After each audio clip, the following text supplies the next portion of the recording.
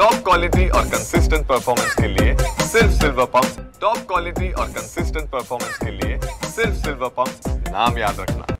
उत्तर पश्चिम मुंबईच्या लोकसभा मतदारसंघामध्ये आज शिवसेनेच्या आजी माजी सर्व आमदार खासदार लोकप्रतिनिधी या सर्वांचा आज एक बैठकीचा मेळाव्याचा कार्यक्रम ठेवलेला आहे।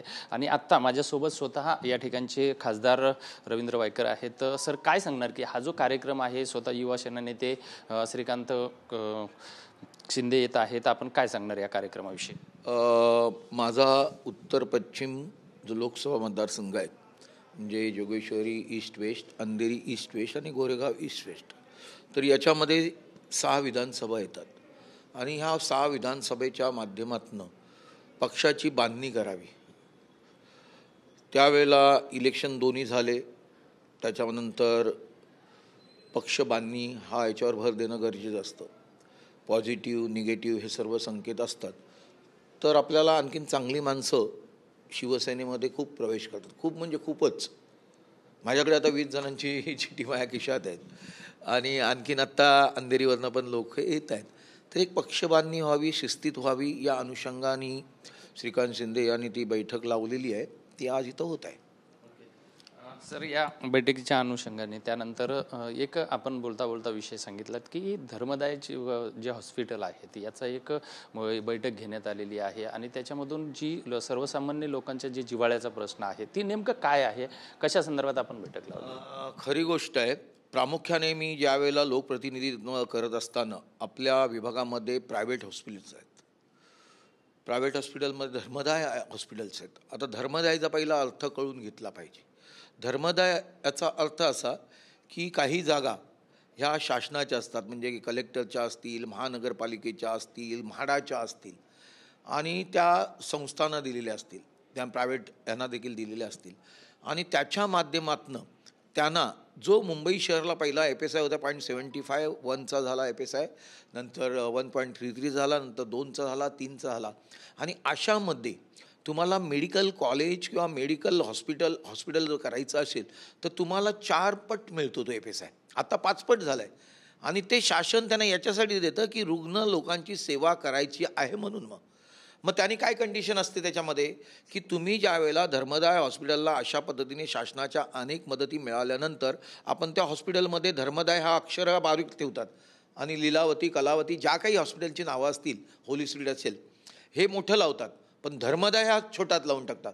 ह्या धर्मदायाचा अर्थ असा की तुम्ही ज्यावेळेला आम्ही तुम्हाला FSI देतो किंवा ज्या सोयीसुविधा शासनाच्या माध्यमातून देतो त्यावेळेला तुमचे जो काही सेल झालेला असतो त्या ग्रोस सेलवरती 2% निधी हा तुम्ही कॉटच्या रूपाने, म्हणजे 2 कॅटेगरी आहेत त्याच्यात की ज्याचं उत्पन्न 1,60,000 असेल वेगळा ह्याच्यामध्ये किंवा 3,60,000 असेल, अशा लोकांना त्यांनी 20 कॉट 10 यांना 20 कॉट ह्या त्या हॉस्पिटलमध्ये कंपल्सरी द्यायला पाहिजे। परंतु त्या लोकांची कॅटेगरी कोणती, कोणत्या लोकांना? कोणी तुम्ही सर्वसामान्य नागरिक की ज्यांचं उत्पन्न वर्षाचं 1,80,000 किंवा 3,60,000 असेल, त्या 2 कॅटेगरी आहेत। त्या दोन्ही कॅटेगरीमध्ये सर्वसामान्य मनुष्य बसतो। दोन्ही कॅटेगरीमध्ये 50,000चं तुम्ही जर घेतलं, 25,000चं घेतलं तर किंवा 15,000चं घेतलं तर त्या कॅटेगरीमध्ये बसतं आहे आणि त्या कॉट त्यांनी सर्वसामान्य लोकांना 20% कॉट, म्हणजे समजा आता साधं एक उदाहरण देईन, आमच्या इकडे 7 हिल हॉस्पिटल आहे, अर्ध प्रायव्हेटायझेशनमध्ये केलेलं आहे, त्याच्यात 360 कॉट्स असतील तर त्याच्या अर्धा 20% त्यांनी कॉट ह्या ठेवल्याच पाहिजे। म्हणजे 320, 32 दुने 64, 60, 62 कॉट ह्या ठेवल्या पाहिजेत आणि त्या फ्री त्यांना सर्व सोयी सुविधा दिल्या पाहिजेत। आम्ही एखादा लोकप्रतिनिधी त्यांना फोन करायला गेल्यानंतर आमच्यावरती उपकार करतात, अशा पद्धतीने ते आमच्याशी वागतात। आम्ही साहेब 25,000 रुपये कमी केले, 50,000, अरे त्या माणसाचा पूर्णतः खर्च तुम्ही फुकटमध्ये केला पाहिजे, त्यांचं करत नाही, ते हॉस्पिटल त्याचा बेनिफिट घेत आहे। आणि या संदर्भात मी लोकसभेमध्ये जेव्हा चर्चा केली त्याच्यानंतर संबंधित मंत्री महोदयांना प्रतापराव जाधव यांना देखील सांगितलं की तुम्हाला मुंबईला यायला लागेल, असं करायला लागेल आपल्याला, आणि त्या पद्धतीची बैठक झाली। याच्यामध्ये आत्ता सर्वच हॉस्पिटलच्या लोकांना आमच्याकडनं डायरेक्टिव्ज गेले आहेत, त्यांच्याकडनं डायरेक्टिव्ह गेले आहेत आणि धर्मदाय आयुक्त देखील होते त्यांच्याकडनं गेलेले आहेत की त्यांनी प्रथमदर्शनी बोर्ड लावायचा आता की एवढ्या कॉट्स आमच्याकडे आहेत, याच्यावरती हा पेशंट आहे, हे कधीच लावलं गेलं नाही. त्यामुळे तो फायदा फक्त तो हॉस्पिटलच उचलायचा. आता तो रुग्णाला मिळेल. त्याचं एक उदाहरण तुम्हाला सांगेल. आज मला KMच्या इथे प्रायव्हेटायझेशनमध्ये त्याला 50,000चा पोटाच्या आजाराचा खर्च होता. 1 महिन्यापासून टोलवाटोलवी चालली होती. आज KMच्या हॉस्पिटलच्या त्याला फोन आला त्या माणसाला की आम्ही ते 50,000 मागत नाही आहे, तुमचं ऑपरेशन आम्ही सोमवारी करतोय. त्यानंतर होली स्पिरिटचे सर्व लोक आले, साहेब तुम्हाला आम्ही 15 लाखापर्यंत महिन्याला तुम्हाला आम्ही हे करून देतो. यामध्ये हे सगळं झालं, प्रत्येकाला असं वाटतं की हे सगळं कागदावरती आहे. मग यामध्ये नेमकी जागरूकता काय आहे आणि लोकांना कसं कळालं? जागरूकता आणण्यासाठीच शासनाचे सर्व अधिकारी, महानगरपालिकेचे अधिकारी, तुमचे धर्मदाय आयुक्तांचे कमिशनर, या सर्वांची बैठक लावली आणि त्याचं इम्प्लिमेंटेशन आत्तापासून सुरू झालेलं आहे. याच्यामध्ये दुसरी एक योजना आहे की त्याच्यामध्ये 15 लाखपर्यंत केंद्र शासनाच्या अंतर्गत RNA योजना म्हणजे राष्ट्रीय आरोग्य निधी 15 लाखापर्यंत तुम्हाला तो फंड मिळू शकतो डायरेक्ट. याच्यामध्ये फक्त KM आत्ता अटॅच झालं आत्ता 1 महिन्यापूर्वी. तर बाकीच्या हॉस्पिटलमध्ये देखील माझा प्रश्नच आहे की केंद्र शासनाच्या योजना या राज्य शासनाच्या माध्यमातून लोकांपर्यंत, मुंबई महानगरपालिकेच्या माध्यमातून, राज्य शासनाच्या माध्यमातून लोकांपर्यंत पोचल्या पाहिजेत. आता जर आमच्या मंत्र्यांना ते जे कनेक्टिव्हिटी आहे त्यांच्या आयुष्य त्यांच्या माध्यमातून लोकांनी काय करावं, लोकांनी कुणाला भेटावं? कारण लोकांना ह्याच्यामध्ये अवेअरनेस पाहिजे, आमच्यासारख्या लोकांनी सांगायला पाहिजे. आणि खरं म्हणजे हॉस्पिटलनी या बाबतीत आमचे लोकप्रतिनिधी आहेत, त्यांनी आता हॉस्पिटलमध्ये जायला पाहिजे, त्यांना सांगायला पाहिजे अशा पद्धतीची बैठक झालेली आहे, अशा पद्धतीचे निर्णय आहेत, तुम्ही अंमलात आणत नाही, आजपासून अंमलात आणले पाहिजे, नाहीतर कंप्लेंट करा. आम्ही त्यांच्यावरती त्यात कायदा आहे की 25,000 रुपये दंड किंवा 3 महिन्याची कैद किंवा दोन्ही देखील.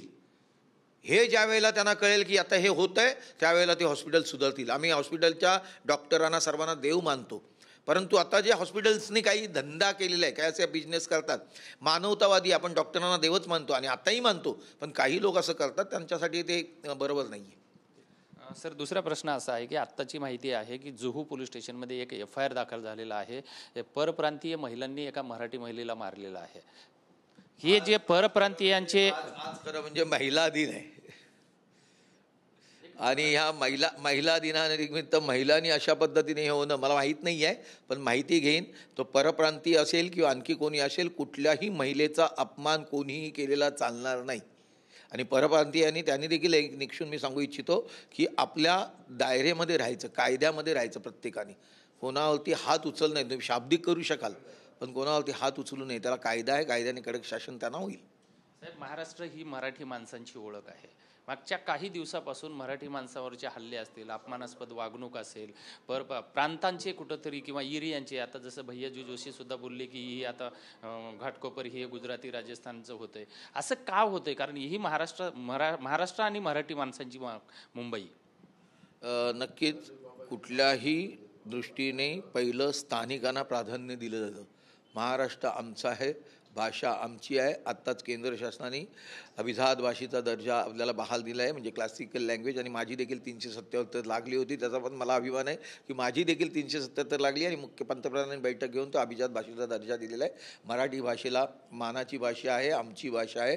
तर कोणीही परप्रांतीयांनी देखील आपल्या दायरेमध्ये राहायला पाहिजे. तो सर्वसामान्य कायदे हे सर्वांसाठीच असतात, त्या कायद्यामध्येच राहिलं पाहिजे आणि असं झालं तर त्याचा उठाव होऊ शकतो. हे होते खासदार रवींद्र वायकरजी. आणि परप्रांतीयावरल्या होणाऱ्या हल्ल्याच्या बाबतीत त्यांनी स्पष्ट वक्तव्य केले की प्रत्येकाने आपल्या दायऱ्यामध्ये राहणं गरजेचं आहे.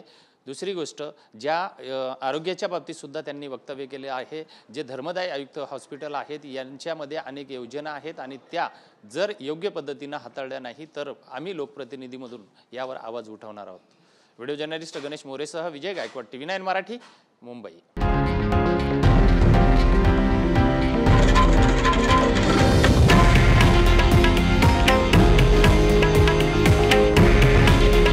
हे आहे देशातील नंबर 1 न्यूज नेटवर्क आणि आपण पाहत आहात TV9 मराठी. काळजी तुमची, हित महाराष्ट्राचं.